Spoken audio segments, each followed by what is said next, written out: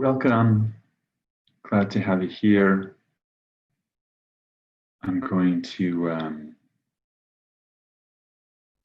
just do some beginning prayers. And so we're kind of waiting also for the whole Sangha to manifest.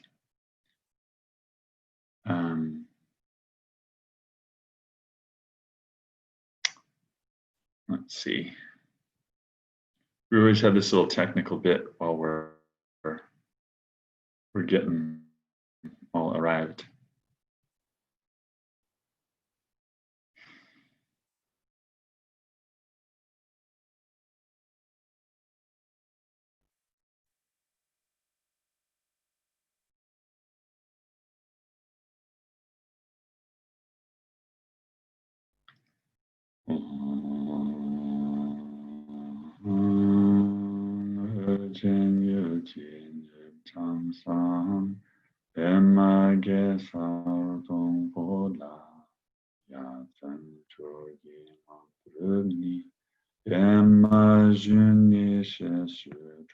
Kordu kandro mampokor, enki jesu dadruki, shinji lobshe sheksu so, guru pema siddhi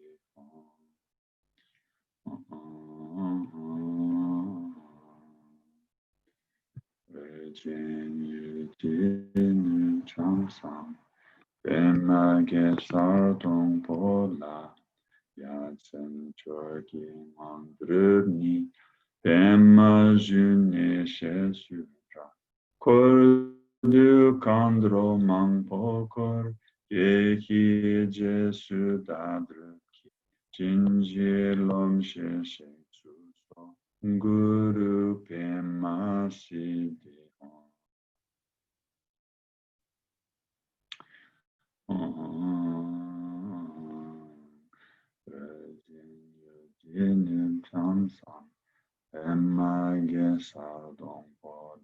Yatsen Chogi Mandruni Pema Juni Shesudra Kordu Kandro Mangpokor Yeki Jesu Dadruki Shinji Lobshe Sheksuso Guru Pema Siddhi.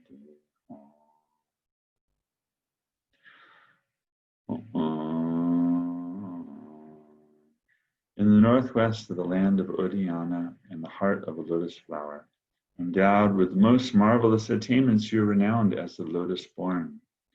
Surrounded by many hosts of Dakinis following in your footsteps, I pray to you, come and bless us with your grace. Guru Padma Siddhi Home.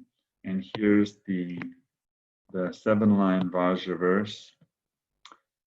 Om Ahum Vajra Guru Padma Siddhi Home. Om Ahum Vajra Guru Padma Siddhi Home. Om Ahum Vajra Guru Padma Siddhi Home. And in this way, you can arrive at complete enlightenment. You can have a very healthy and safe path as you traverse the way from the illusory way of being like a sentient being, a suffering sentient being, to total Buddhahood, to complete awakening. These syllables are a key. Om Ahum, Vajraguru Padma Siddhi Hum. Om Ahum Vajraguru Padma Siddhi Hum. Mantra, in this sense, being a guide and a protection to the mind. It says the way our usual mind operates, blah blah blah, is sometimes to its own benefit and sometimes not. So in this way, we want to harness the power of the mind for our own liberation, for the liberation of pure awareness. And we can do this because, of course, we all famously have Buddha nature. This is referred to in different religions and different faiths and languaged in many different ways. But the fact of it is, you have an awareness. And this awareness is something which is not constructed, not made, never had an onset, and is beyond all description and concept. It's the real state of one's being. And in that, there's the complete capacity for awakening. There's a complete perfections, we'd say, all the different various perfections which we can manifest on the relative level are brought to perfection within that great perfection. And indeed, all the various different paths are also capable of being brought to perfection within the great perfection. So we're not looking for a bunch of converts. That's the main thing. Why Buddhism is so chill is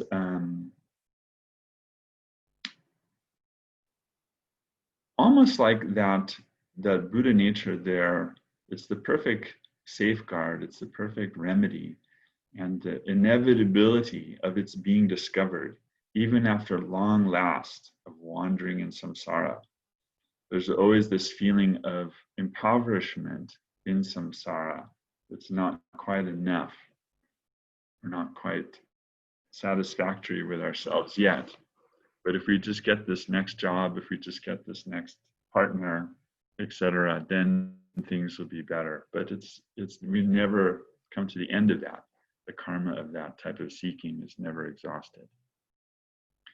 But fortunately, we get exhausted with all of the seeking and searching and ephemeral nature, the crunchy, crispy, gone nature of samsaric attainments, we gradually wear out on.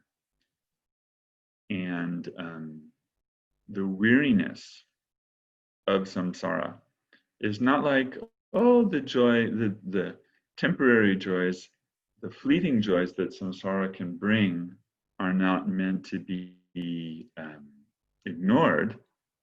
It's that one little joy is part of the great joyfulness, but the joyfulness of the individual, which doesn't diminish, is not something that you get from an external stimulation. It's the joyfulness of your nature. The joyfulness of rejoicing in others' good fortune. And means you're a completely positive person. All of the minute, the minuscule, the mini jealousies, the mini jealousy thoughts that we afflict ourselves with are incisively seen through and cut through.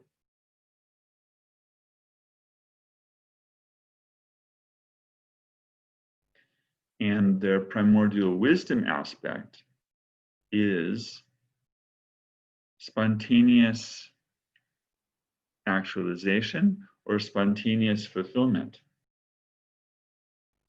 So I'm trying to admit people are showing up in the waiting room, and I'm trying to admit them. And I think, yeah, that's happening to a greater or less degree. Okay, we're just trying something new here. Oh, and I can stop sharing. I see what's going on here. There we go. Okay, now it's all big me face. Okay. So I don't have any tech support, so I'm Dharma teaching and teching at the same time. This is fun. But learning my way through this, and also remembering that the first noble truth is suffering that we have to acknowledge and grapple with honestly. And the space of denial is difficult because there's not the possibility for growth, for healing or reconciliation or anything if there's the active denial about it. So it's not so much ignorance, but being ignorant of ignorance or intending to maintain that state of unknowingness for some supposed benefit. That when we really stop hitting our head against that wall, what a relief.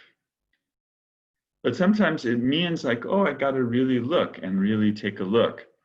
And the one of the most difficult things, of course, is to understand about impermanence, to recognize how fleeting, how transitory these aggregates really are. Right now, all these aggregates are aggregated together, and we have something that appears to be a self entity. We label this aggregation a me, myself, and I, which is very common, which is very understandable because it makes it easy to put a handle and communicate and to pay bills and taxes.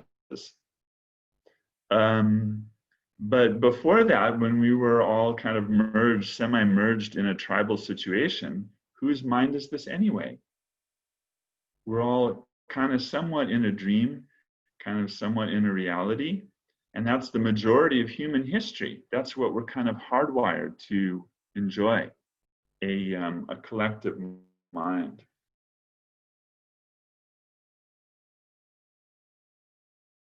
And when we're using mantra, then we're getting to that part of the mind which is pure primordially. We're remembering with, and it's remembering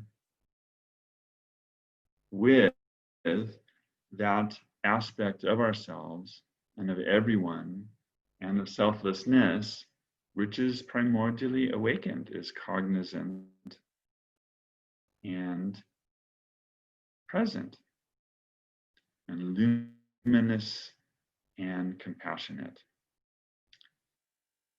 and has infinite power. The powerfulness of this is through the power of love, the ultimate power.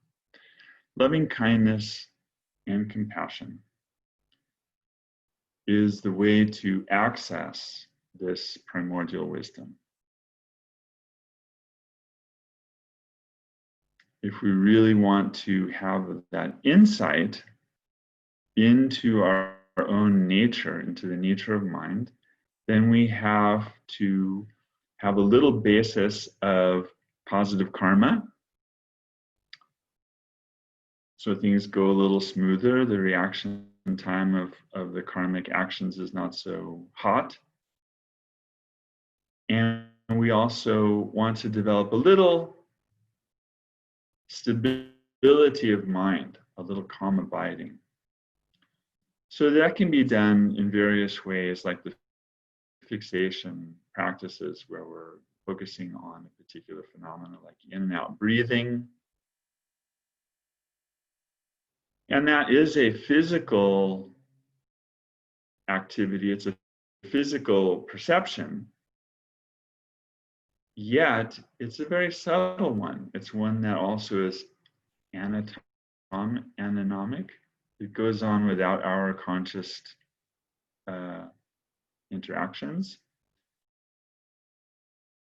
But it doesn't go past the body function. So mantra, especially silent mantra, has this capacity of working more directly with the mind by way of the voice. We have these three existences: body, speech, and mind. And they're avenues through which we make karma, and through which our karma is re-experienced. Physical actions, verbal actions, mental actions. And of course, the question always comes, we say, what is the most important of these three? Where is the real, the power lying? And we have to say, of course, it's in the mind. The mind intends something, and then you can say it. The mind intends something, and then you could put it into physical action. Without the mind, it's just an inanimate corpse.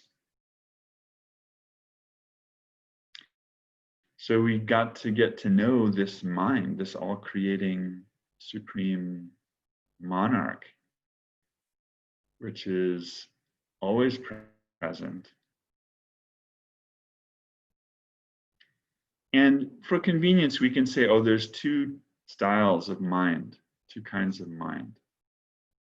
The discursive, subject-object, dualistic mind, where we spend the majority of our days and thoughts. To have a dualistic thought, you need to be in that kind of subject-object mind. But that's not all that mind is. There's also a more fundamental state of awareness, and we can access it by it's kind of a language thing. We say, oh, now we're aware of awareness itself. We're aware of the fact of being aware. And when we look and see what is this awareness like, where is it located,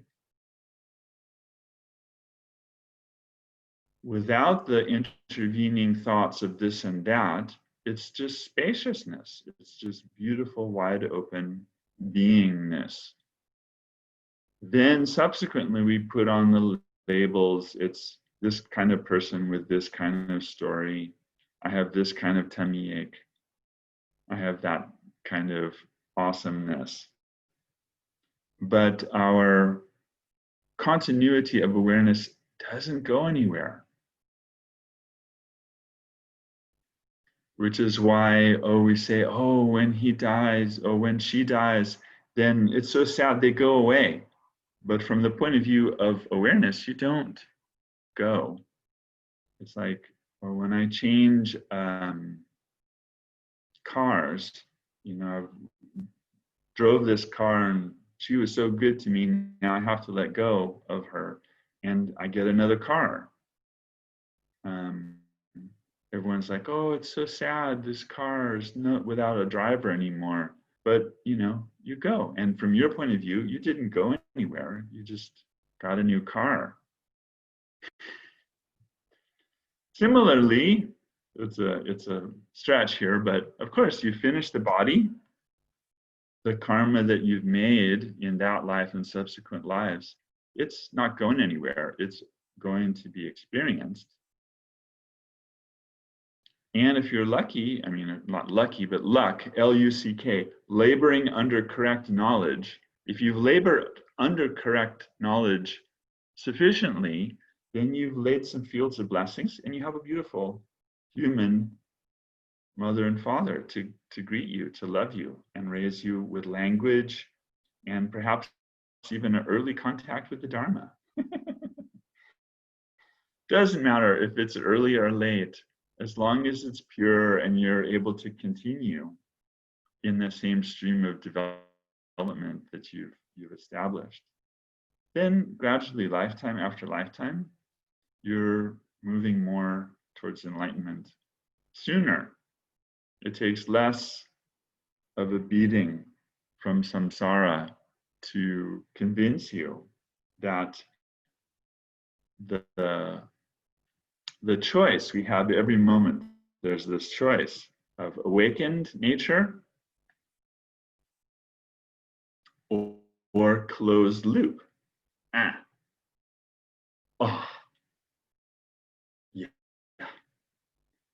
My dear friend Fritz, this was his main dharma. This was his one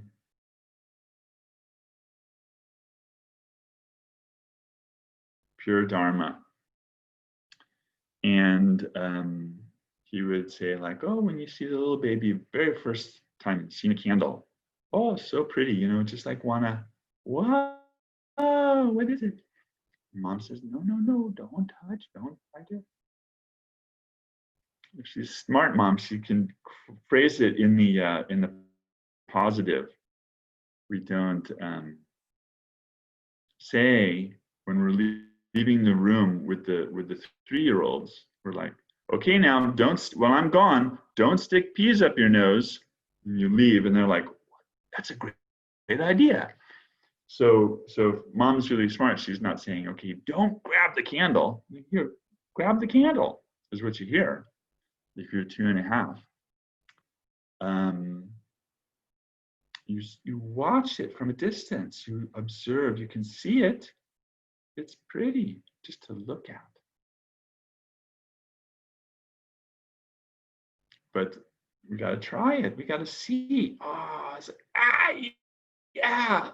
It really does hurt. That grasping and clinging to the me, myself, and I illusion. It's the source of all of our confusion. And fortunately, it can be seen through decisively. It doesn't take too long. It takes a little steady work, but it's the work that really works. And when you see through, there's a deeper vista, there's a deeper expanse.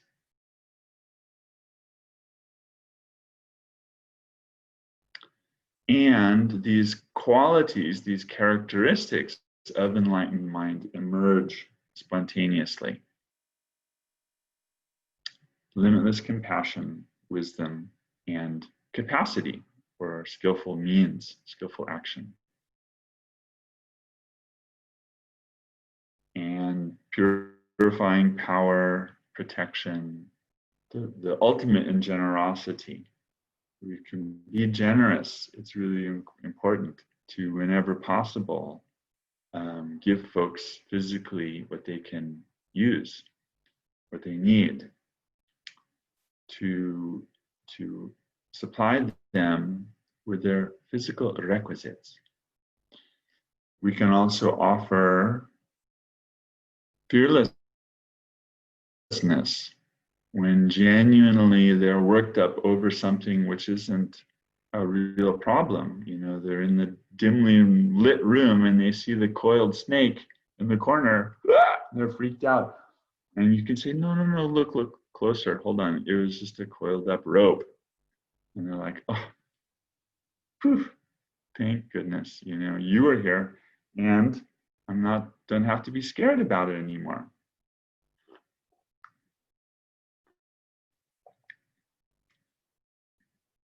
And there's so much more joy in the life when there's less fearfulness. Fearfulness cuts us off. And, maybe it's smart. We're like, oh, we do not want to get this dread virus. So we have a little fearfulness going around. But then we get in the habit of protecting and being fearful. And if you're a germaphobe, this is like, woohoo, everybody's got it now. I was the only one washing my hands 20 times a day, and now it's everybody. But at some point, we'll shed those. Like, it's a very interesting process now. What new habits we've acquired since the pandemic and how we can shed them. It's a natural process of our maturation. And similarly, like how the snake gets to a delicate point, the only way it's going to be able to grow is to shed its skin. When we are sharing the Dharma, which is the ultimate in generosity, we're saying, sharing a path towards liberation is the highest form. But we always want to do it where there is a genuine need and interest. We don't offer void where prohibited. That's soon going to be an outdated reference. I don't even know where it came from. But you never hear it on TikTok, so this whole new generation is not going to know all these little cultural things from being an old fart.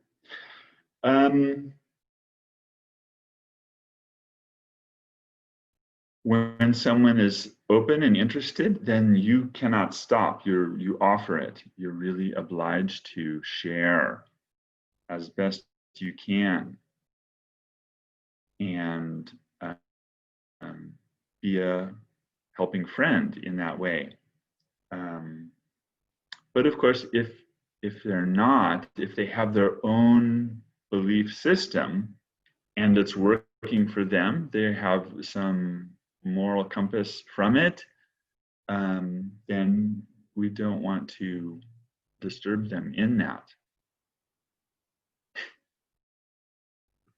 We want to respect that.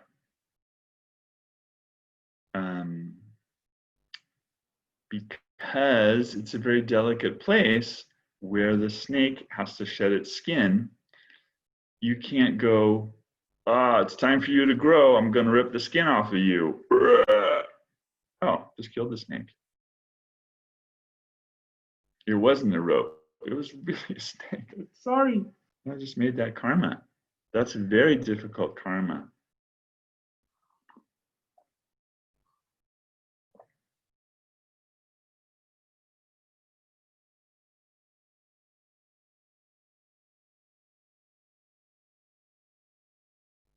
But it's kind of the extending, or really extending the metaphor. If the snake just has some rock, some type of safe place, then feel sheltered, can feel safe, and have something to rub against and work free of that old belief system, that old habit pattern.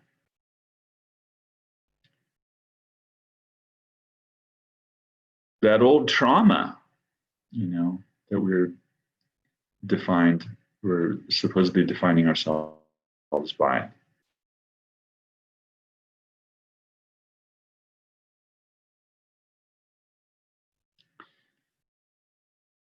Because awareness is timeless, atemporal. It partakes of the fourth time, which is timelessness. We have past, present, and future, which of course are also illusory.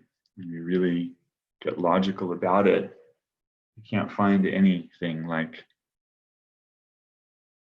an actual moment where the future becomes the present and the present becomes the past. We only talk about the present moment as a duration, as a span. We're in the present minute. We're in the present day. We're in the present era. It can be any length of time. We're in this present century.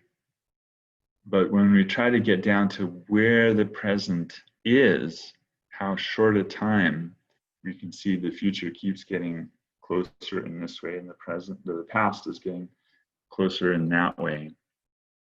In any sort of time duration would have a beginning, middle, and end, and it already means it's got a past, present, and future. So it's ridiculous. Boom. All these different ways we can discover how impossible a world the ego has constructed. The temporal is one. The labeling of constituent parts is so beautiful. So very famous in Mahayana, we want to understand Shunyata. We have a realization of Shunyata. Zen is all about, don't tell anybody if you've had a realization of Shunyata. Put it into some crazy ass poem and I'm sorry, get myself in trouble. With the Zen masters, you just allude to it slant ways. We're just not saying Shunyata, but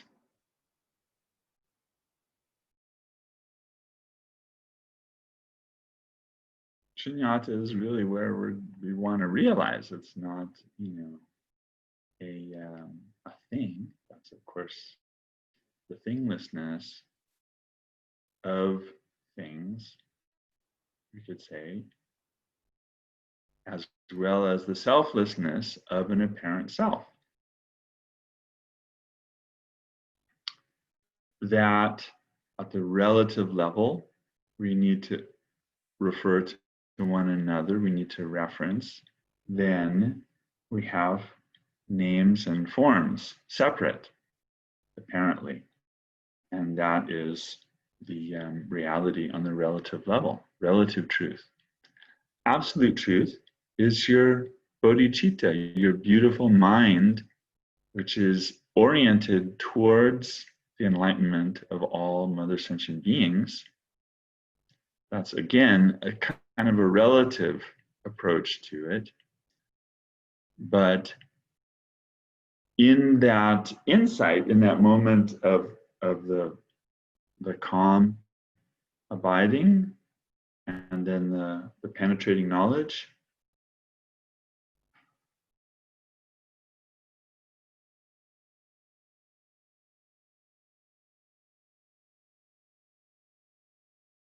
what a joy, what a relief. Don't have to label it, don't have to name it. In fact, ordinary labels and names don't apply.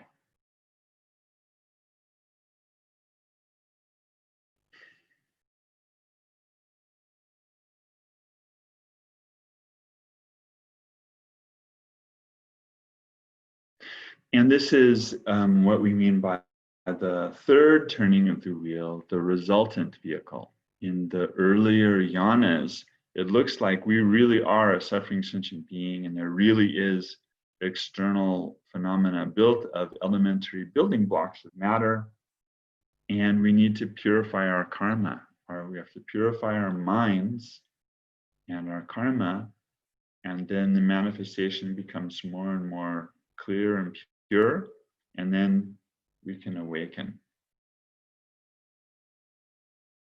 And the Zen folks got the hint of that, how ridiculous that might actually be, the rubbing the tile, the roof tile. I'm going to turn it into a mirror, if I rub it enough. That your Buddha nature can't be any more beautiful, any more perfected than it already is. And all of the machinations, all of the right down stupid self-inflicted evil doings, don't bother it, don't inhibit it in any way, shape, or form. Can't touch this.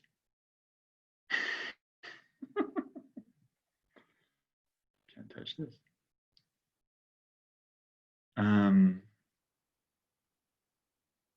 So really, when you get there, when you get that first glimpse of mind itself, the instruction is don't mess with it, don't doubt it, don't try to improve it.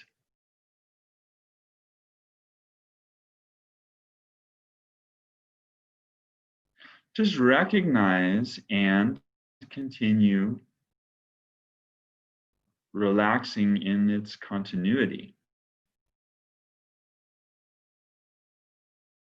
So that's like the ultimate guided meditation. If we're just saying we want to relax for a moment here.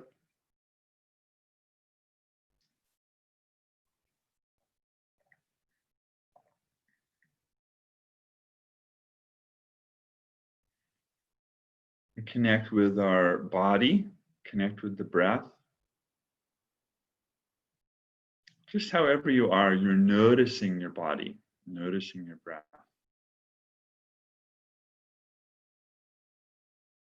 And it's so marvelous. Just doing that without intentionally trying to change anything, you'll notice also it goes deeper.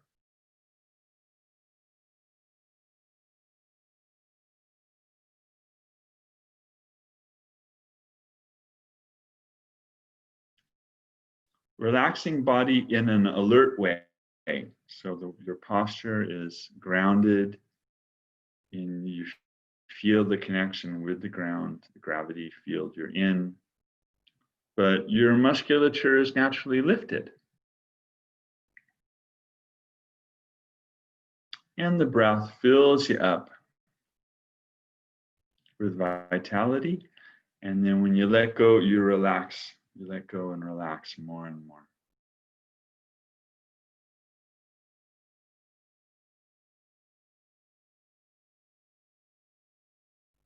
And if there's a beginning of relaxation, then the little tense spots, they show up in greater relief. You can see where it's still tight.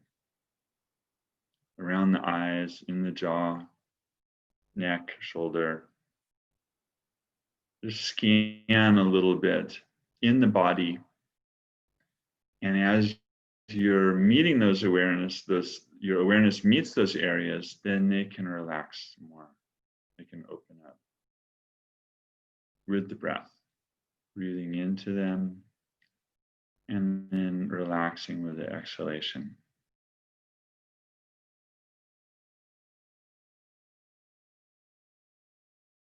So we're oxygenating our whole body.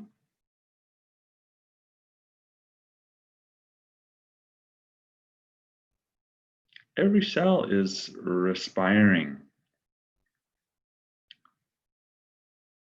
So we're breathing for every cell.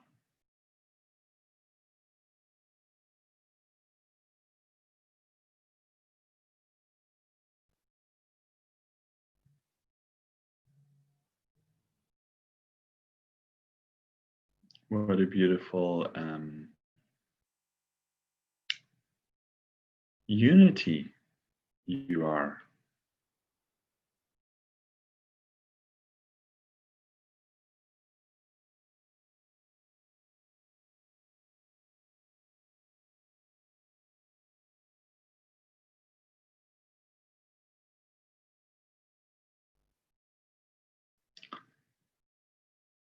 And then when the body is relaxed and feeling more present,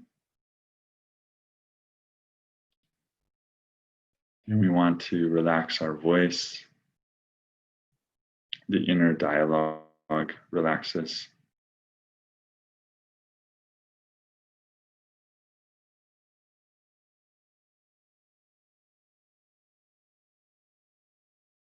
And you can use mantra also for really getting hold of the inner voice.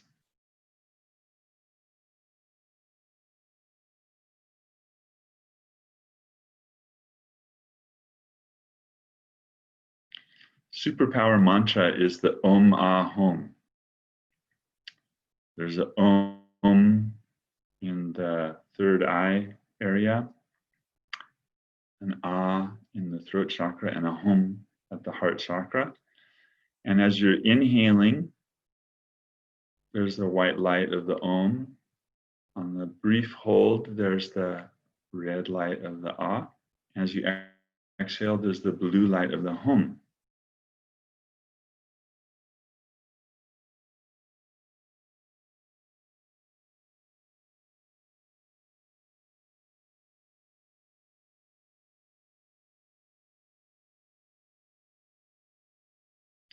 And it's also a natural descent, you'll notice the sequence on the breathing, out of the head and into the heart.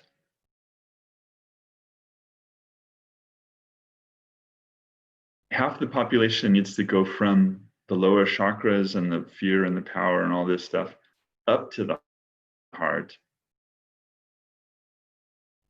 But us wrathful contemplatives, just overthinking it too much, we want to come out of the head and down to the heart.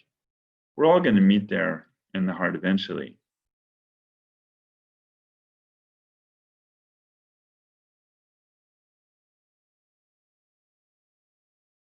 The heart of the whole thingless soul liberation in the mind of all manifestation.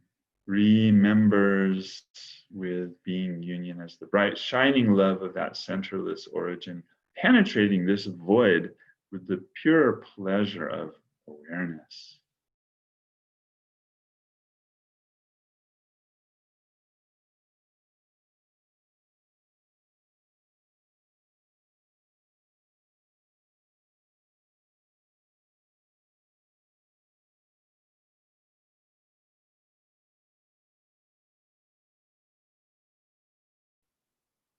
So a peaceful heart has got the energy of peacefulness,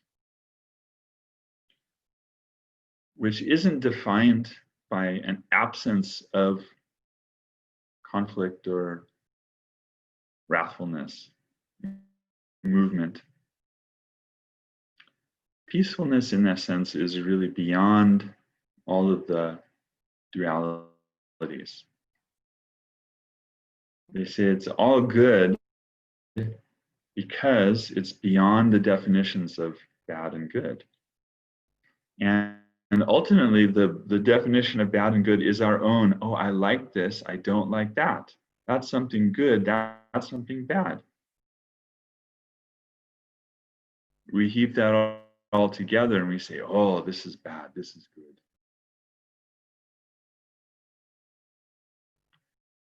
And in terms of karma, we don't lose track of that. We know the implications of our actions of body, speech, and mind upon others. And we always go for the good. We always intend the good and the constructive.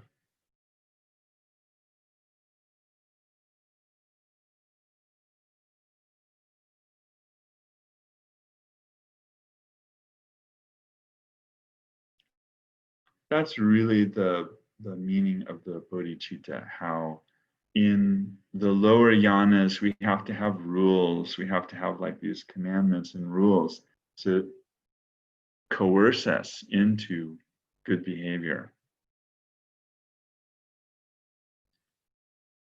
which is difficult because sometimes the best behavior is a little misbehavior, it would appear on the short term. You have to break a rule to have a higher positive karmic impact. Sometimes it's like that. In which case, it always depends on the motivation and the intention. Body, speech, and mind is the most important.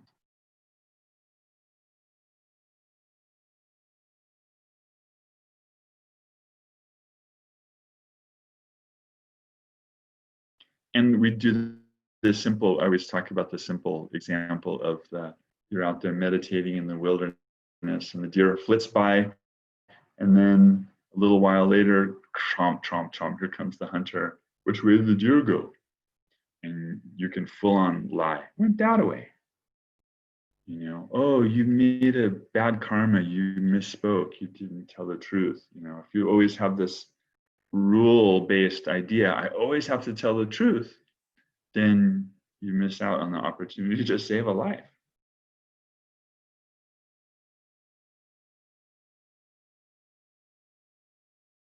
Very different from chronic lying, self-talk, story making until you don't know what actually reality is, living in a world of denial.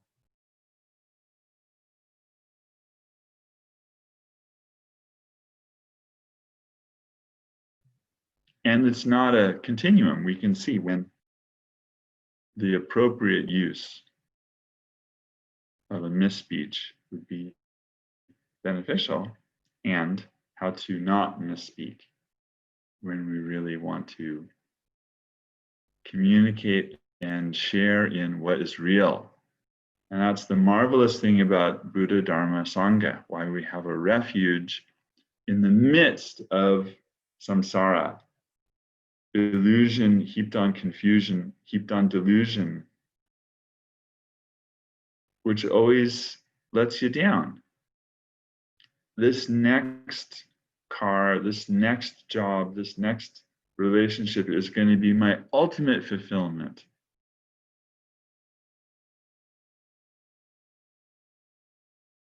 Sorry, it never works out that way. That's the samsara. It's impermanent. And we experience our karma. And the returning of good karma is some pleasurable experience, some beautiful high positivity, which we get to experience, no problem. And individuals who are in their state of enjoyment and have made some good karma and are burning it up, good for them. May it really allow them the openness, the spaciousness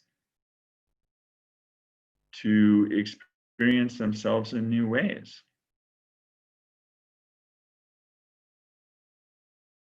This was a revelation because we always have this thing like, oh, these people, they're doing these bad things, judgment, They really, people try to get their happiness.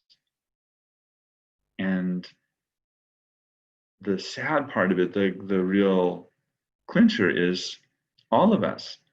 We want to optimize, we want to move in this way towards our wisdom, towards our happiness.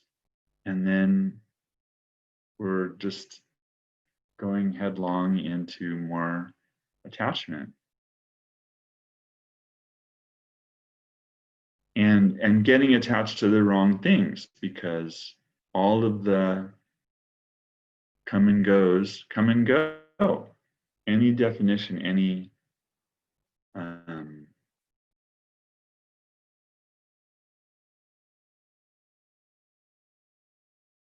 adhering to those come and goes as an identity is going to be owie later on, for sure.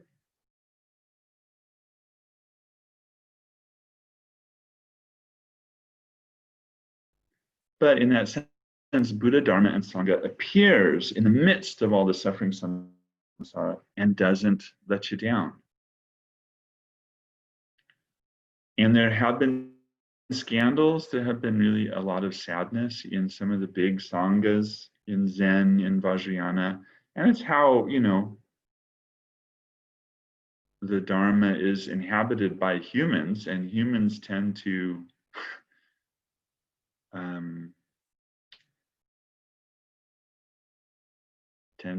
confuse themselves.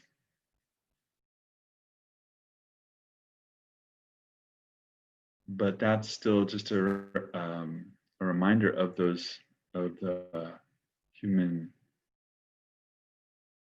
condition, the conditioning that the humans get themselves into, and the real beauty, the real expansiveness of Buddha. What is Buddha? Your own primordial awareness. What is Dharma? The way to access that, the way to bring it more into focus and an ongoing reality. What is Sangha? It's all these myriad cells that make you up and you breathe with them.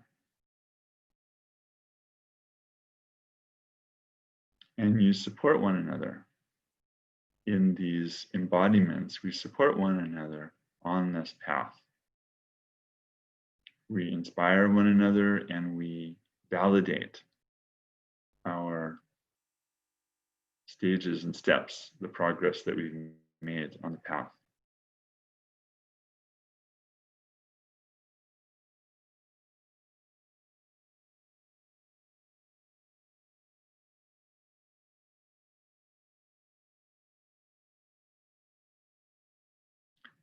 So, if there's been any sort of benefit in this, then may it be brought into your mind and into your life in a a wholesome, beautiful way. And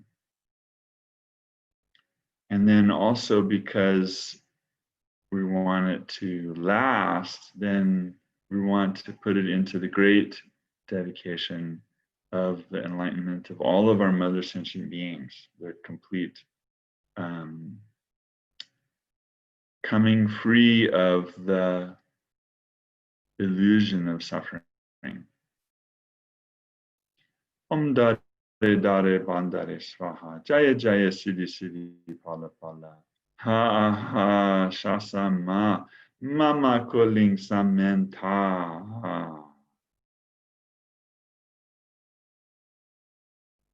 And then I'll unmute. I think we could have a little Q&A if you've got something you want to say. You can. Oh, look at this.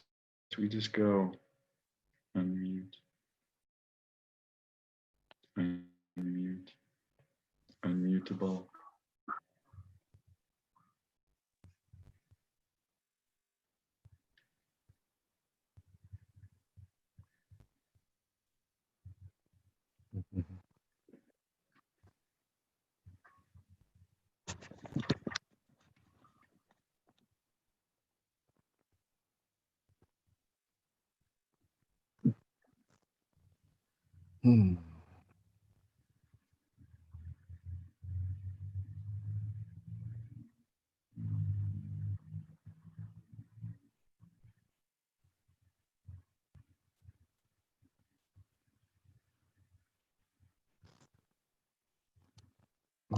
Thank you very much, Adam, for doing this.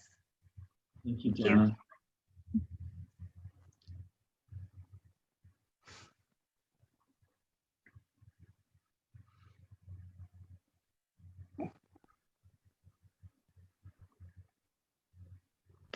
So with all of the teachings, I'm just swimming in a sea of virtual Dharma now. It is so amazing. All of my masters, broke open the subtle teachings, the hidden teachings, and so anywhere, everywhere, there's just so many online Zoom classes. I wouldn't have to go out to go to the Dharma. The Dharma's right here in the screen. And it's, it's pretty unprecedented. Lama Lina is teaching every week in Berkeley. Just on Facebook, she's just streaming live Lama Lina teachings. Amazing. And does Q&A. She's a real gem. And Organ Choyang, and now Choki Nima's monastery has an ongoing Kempo teaching on the Four Noble Truths. So what a blessed time. What a wonderful time to be alive. This is unprecedented Dharma access. I'm trying to keep up with that and just offer the most essential ways, but there's plenty of ways that it can be supported for our little Sangha here in Chico. Pretty soon we'll be able to go back to the Dharma Center. Or just meet in the park. It's almost like beautiful weather this next couple of weeks.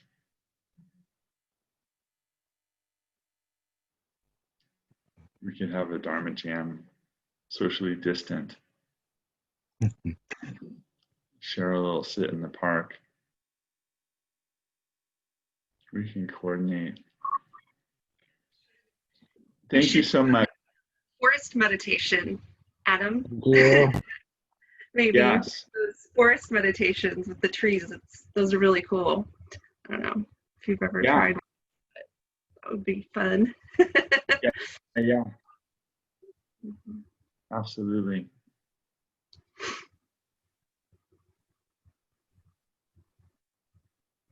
Thank you. Thank you, Tashi Delek. Keep Cheers. laboring under correct knowledge. I'll do my best. Yeah, that's the best.